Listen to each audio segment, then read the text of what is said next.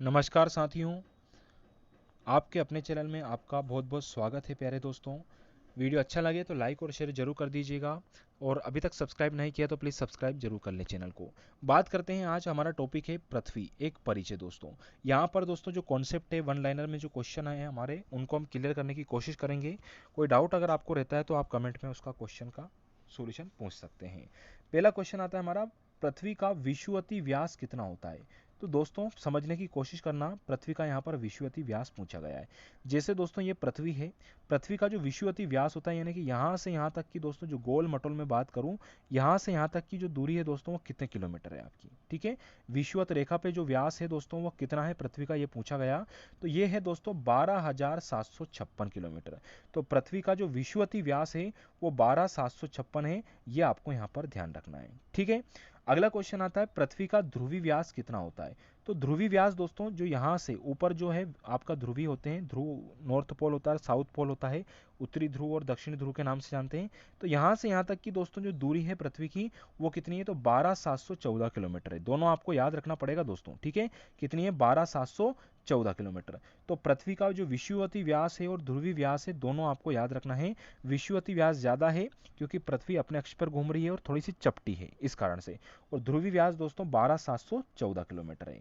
ठीक, next question आता है, पृथ्वी का जो ध्रुवी व्यास है और विषुवत व्यास से कितने कम है, यानी कि इन दोनों का जो अंतर पूछा गया दोस्तों वो कितना है, तो ये हमारा 42 किलोमीटर पड़ जाएगा।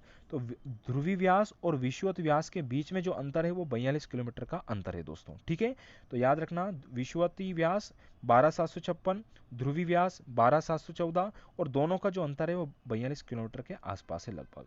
नेक्स्ट क्वेश्चन आता है हमारा, पृथ्वी का जल भाग कितना होता है। आप सभी जानते हैं पृथ्वी पर दोस्तों 71% जल है, हम सभी जानते हैं, ये आपको याद रखना है। पृथ्वी का जो घनत्व है कितना है, औसत घनत्व, औसत घनत्व दोस्तों यहाँ पर पूछा गया है 5.5 है दोस्तों, याद रखना 5.5 ग्राम पर सेंटीमीटर क्यूब दोस्तों आपका घनत्व है। ठीक है, नेक्स्ट है, पृथ्वी की गति करती है, पृथ्वी किधर गति करती है, तो पृथ्वी दोस्तों पश्चिम से पूर्व की दिशा में घूमती है। किधर घूमती है, पश्चिम से पूर्व की दिशा में घूमती है।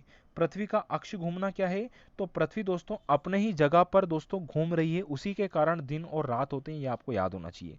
तो पृथ्वी अपनी जगह क्या कर रही है दोस्तों, घूर्णन कर रही है, और इसी के कारण क्या होते हैं, दिन रात। तो दिन रात होते हैं पृथ्वी के घूर्णन के कारण। फिर आता है नेक्स्ट, ऋतु परिवर्तित है दोस्तों। ऋतु का जो परिवर्तन होता है क्यों होता है, तो पृथ्वी के परिक्रमण के कारण। दोस्तों पृथ्वी जो है सूर्य के चारों ओर घूम रही है, आप सभी जानते हैं ये पृथ्वी घूम रही है, मान लो किसके आसपास, सूर्य के चारों ओर। तो इसी कारण दोस्तों ऋतुओं का जो परिवर्तन होता है, याद रखना परिक्रमण के कारण होता है। पृथ्वी एक घंटे में कितनी घूमती है, तो पृथ्वी एक घंटे में 15 डिग्री देशांतर डिग्री को घूम जाती है। एक घंटे में 15 डिग्री देशांतर को घूमती है, याद रखना। पृथ्वी अपनी धुरी पर झुकी हुई कितनी, तो 23.5 डिग्री दोस्तों पृथ्वी अपने अक्ष पर झुकी हुई है। इसीलिए 23.5 डिग्री पर दोस्तों कर्क रेखा है और 23.5 डिग्री पर ही मकर रेखा है। उत्तरी अक्षांश पर दोस्तों कर्क रेखा और दक्षिणी अक्षांश पर मकर रेखा है। फिर क्वेश्चन आता है हमारा, पृथ्वी के भूपर पट्टी यानी कि क्रस्ट में प्रचुर मात्रा में उपलब्ध तत्व कौन सा है, तो सबसे ज्यादा जो तत्व मिलेगा दोस्तों हमारा पृथ्वी पर, वो मिलेगा दोस्तों ऑक्सीजन। कहां पर, भूपर पट्टी पर यहाँ पर बात की गई है, कौन सा, ऑक्सीजन। कितने प्रतिशत, तो 46.80% मिलेगा।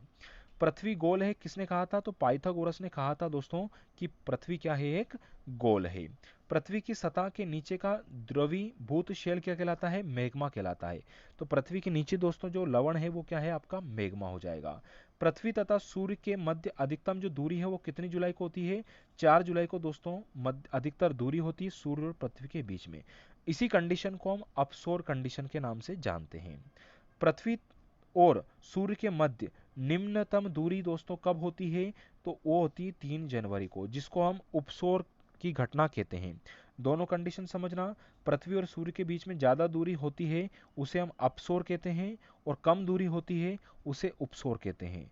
अपसौर की जो घटना होती है वो 4 जुलाई को होती है और उपसौर की घटना 3 जुलाई को होती है। ठीक है, अगला क्वेश्चन है, उपसौर और अपसौरिक को मिलाने वाली काल्पनिक रेखा दोस्तों एप्साइड रेखा कहलाती है। उपसौरिक और अपसौरिक को मिलाने वाली जो रेखा है, काल्पनिक रेखाएं दोस्तों जितनी भी रेखाएं अपने पृथ्वी पर, वो उसे एप्साइड रेखा कहते हैं। पृथ्वी का अपेक्षित जो चंद्रमा का घनत्व है उसका कितना है, तो 1/81 होता है। वहीं भार पूछ ले तो 1/6 आपको याद रखना है। पृथ्वी का सबसे बड़ा हिमखंड कौन सा है, तो अंटार्कटिका पे दोस्तों सबसे बड़ा हिमखंड है जो बर्फ से जमा हुआ है। पृथ्वी की आंतरिक संरचना किसकी बनी होती है, सियाल, सीमा और क्रोड की दोस्तों यह बनी होती है। पृथ्वी की सबसे भीतरी परत कौन सी है, तो पृथ्वी के अंदर दोस्तों जो सबसे अंदर जो परत होगी वो कौन सी होगी, वो होती है दोस्तों नीफे। क्रोड किसका बना होता है, तो क्रोड बना होता है लोहा और निकिल का दोस्तों क्रोड बना होता है। ठीक है। सीमा क्या है, तो सीमा दोस्तों सिलिकॉन और मैग्नीशियम, समझना, सी से सिलिकॉन और मा से मैग्नीशियम दोनों का मिश्रण है। फिर है सियाल, सियाल में भी सी से दोस्तों सिलिकॉन और याल से दोस्तों जाएगा आपका एल्यूमिनियम। ठीक है। पृथ्वी का सुरक्षा वाल क्या है, तो पृथ्वी का जो सुरक्षा वाल है वो दोस्तों ज्वालामुखी, ज्वालामुखी को पृथ्वी का सुरक्षा वाल कहा जाता है। पृथ्वी के बाहरी भीतरी का ऊपरी भाग क्या कहलाता है, पृथ्वी के बाहरी भित्ति का जो ऊपरी भाग है दोस्तों एरेथेनोस्फीयर कहते हैं। क्या कहते हैं, एरेथेनोस्फीयर इसको दोस्तों कहा जाता है। पृथ्वी का सबसे लंबा दिन दोस्तों 21 जून को होता है उत्तरी गोलार्ध में। ठीक है। और दक्षिणी गोलार्ध में होता है 22 दिसंबर के दिन।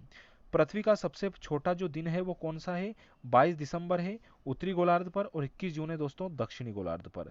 दिन रात कब बराबर होते हैं पृथ्वी पर, 23 सितंबर और 21 मार्च को दोस्तों दिन और रात दोस्तों पृथ्वी पर बराबर होते हैं। चंद्र ग्रहण कब होता है, तो चंद्र ग्रहण जब होता है जब सूर्य और चंद्रमा के बीच दोस्तों कौन आ जाए, पृथ्वी आ जाए। तो पृथ्वी बीच में आ रही तो दोस्तों यहाँ पर क्या हो रहा, चंद्र ग्रहण हो रहा है। ठीक है। अगला क्वेश्चन है सूर्य ग्रहण कब होता है, तो सूर्य ग्रहण होता है जब सूर्य और पृथ्वी के बीच कौन आ जाए दोस्तों, चंद्रमा आ जाए। उस दिन दोस्तों क्या हो जाएगा आपका, यहाँ हो जाएगा सूर्य ग्रहण। दोनों ही कंडीशन आपको याद रखना है, सूर्य ग्रहण और चंद्र ग्रहण की। पृथ्वी में चंद्रमा का भाग कितना दिखता है, तो 57% भाग दोस्तों पृथ्वी से चंद्रमा का 57% भाग हम देख सकते हैं। पृथ्वी की आयु ज्ञात की जा सकती है किससे, तो एक मेथड होती है जिसको बोलते हैं यूरेनियम मेथड। तो यूरेनियम डेटिंग मेथड के जरिए दोस्तों हम पृथ्वी की आयु को ज्ञात कर सकते हैं। अगला क्वेश्चन है अश्व अक्षांश संबंधित है किससे, 30 से 40 डिग्री उत्तरी और दक्षिणी, जैसे पृथ्वी है 0 डिग्री दोस्तों आपकी विषुवत रेखा जा रही है, इसमें ऊपर जाते हैं हम तो 30 से 40 डिग्री आपको यहाँ पर मिल जाएगा। 30 डिग्री और 40 डिग्री के मध्य की जो दूरी है उनके बीच को हम क्या कहते हैं, उसको कहते हैं अश्व अक्षांश के नाम से जानते हैं, चाहे उत्तरी हो या दक्षिणी हो। इसी प्रकार दोस्तों पृथ्वी पर जो अक्षांश रेखा है वो कितनी है, 180 है, और देशांतर रेखा कितनी, 360 है। ये आपको ध्यान रखना है। अगला क्वेश्चन है दो देशांतर रेखाओं के बीच की दूरी को क्या कहते हैं, गोरे कहते हैं। याद रखना ये आपकी देशांतर रेखा होती है दोस्तों जो आड़ी होती हैं, ठीक है, खड़ी होती हैं उनको, ये देशांतर रेखाएं, और दो देशांतर रेखाओं के बीच की दूरी को हम गोरे कहते हैं। यहाँ पर ये वीडियो आपका कंप्लीट होता है। वीडियो अच्छा लगे मेरे प्यारे साथियों तो प्लीज़ वीडियो को लाइक कीजिएगा, शेयर कीजिएगा और अपने दोस्तों में थोड़ा सा सब्सक्राइब करवाइएगा। धन्यवाद मेरे प्यारे दोस्तों, वीडियो अच्छा लगे तो लाइक शेयर सब्सक्राइब जरूर करें। आज आपका भारत एक परिचय जो पृथ्वी है वो कंप्लीट हो चुका है। कल हम ब्रह्मांड की ओर चलेंगे, कल ब्रह्मांड का वीडियो आपके सामने आने वाला है, तो प्लीज़ शेयर जरूर कीजिएगा।